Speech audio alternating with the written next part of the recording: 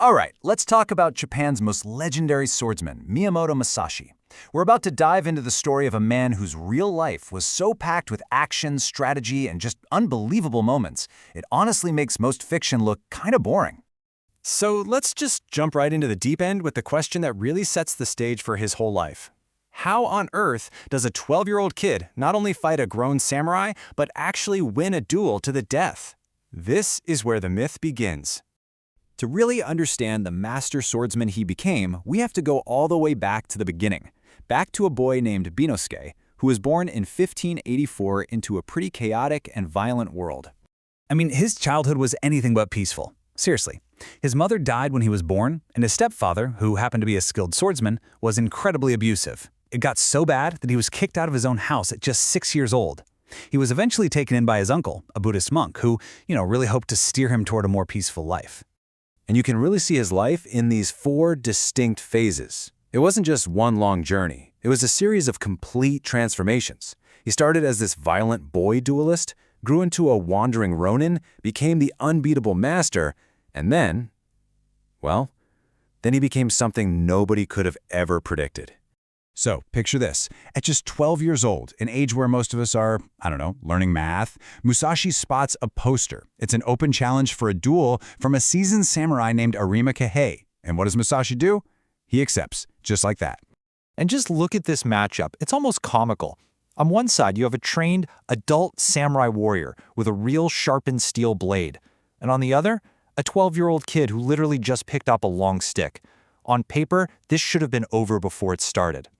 But in a flash, it was done. As Kihei charged, Musashi just swung his stick, knocked the sword right out of his hands, and with a brutal follow-up blow to the head, killed him.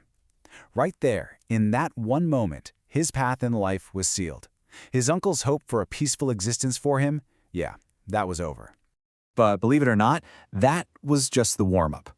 Musashi was about to go from defeating one man to systematically tearing down an entire legendary institution.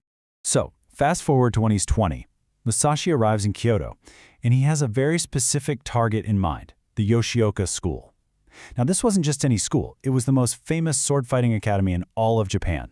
And this wasn't random. There was some family history here. Turns out the headmaster had once been beaten by Musashi's own abusive stepfather. He was there to settle a score. And the way he did it, it was pure psychological warfare. First, he takes on the master, Seijiro.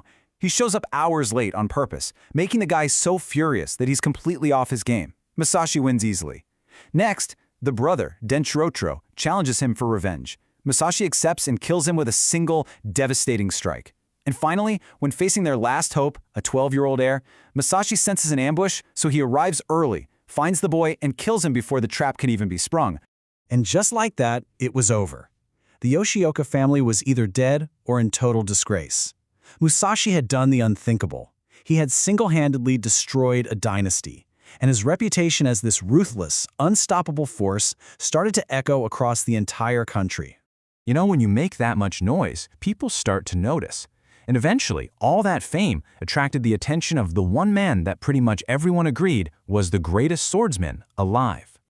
So, this is it. The stage is set for what would become the most legendary duel in samurai history. Musashi had proven he was a genius, for sure. But this next opponent, he was something else entirely. The matchup was this classic clash of styles. You've got Musashi, the gritty, battle-hardened wanderer, known for his wild two-sword style and his mind games. And his opponent, Sasaki Kojiro, was a master of pure, perfect technique, famous for his extra-long sword called the drying pole. It was basically raw cunning versus refined perfection.